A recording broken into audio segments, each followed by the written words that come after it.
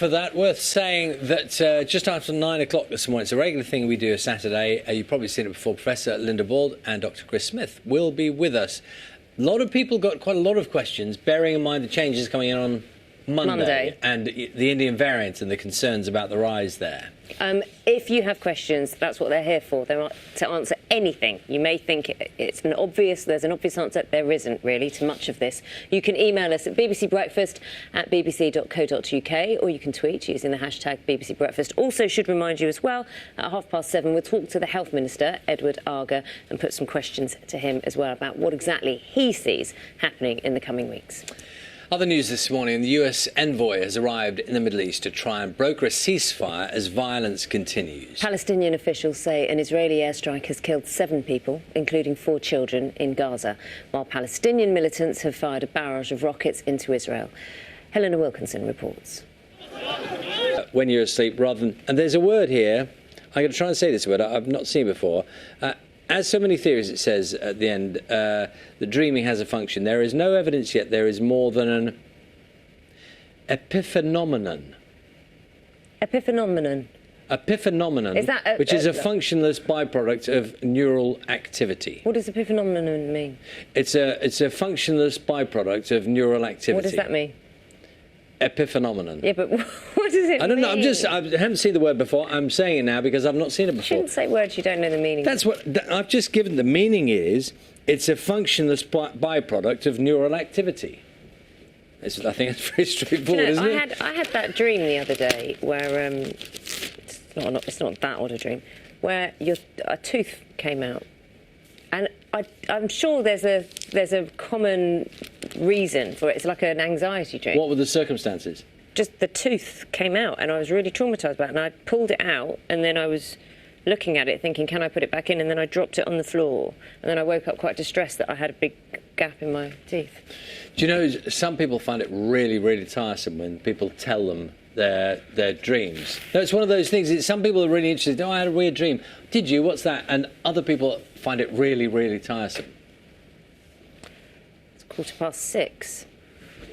Matt, have you had a weird dream? Would you like to tell Charlie about your dreams? Because he's really, really sympathetic and interested to hear about how his colleagues sleep and about their well-being. To be honest,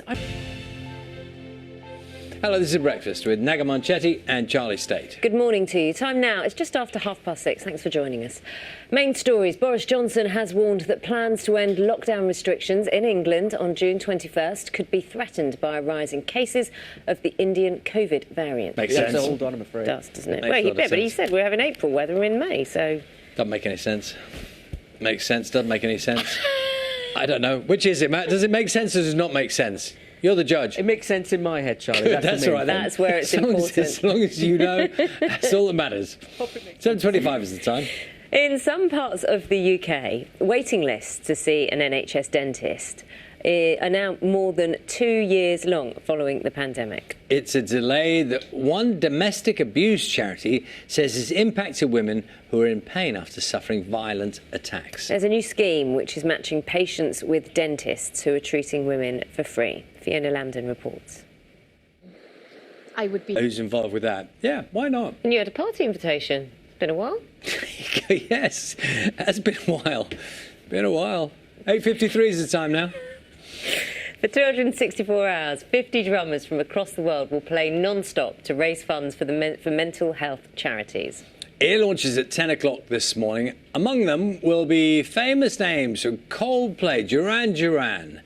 And Mike Liggins has been to meet some of those who've been taking part. Hello, you're watching Breakfast with Naga Munchetty and Charlie State. Good morning to you. Just after 9:30. Now, in some parts of the UK, waiting lists to see an NHS dentist are now more than 2 years long following the pandemic. It's a delay that one domestic abuse charity says is impacting women who are in pain after suffering violent attacks. So there is a new scheme which is matching patients with dentists who are treating women for free, as Fiona Lambden has been finding out. Now, Matt, you alluded. I was going to ask you for the long-term forecast. I seem to remember a little while ago some people saying that it's going to get hot. It's incisive, wasn't it? Well, we all have our various roles to play, don't we, in this in this thing we do. You did very well, Charlie. Your job next week. You can do this. I think that now that's patronising, right? I get it. I get it. I'll go. I'll go. Let's finish on high, though. Things are going to change, so that's good. All right, 9:51. Thanks, Matt.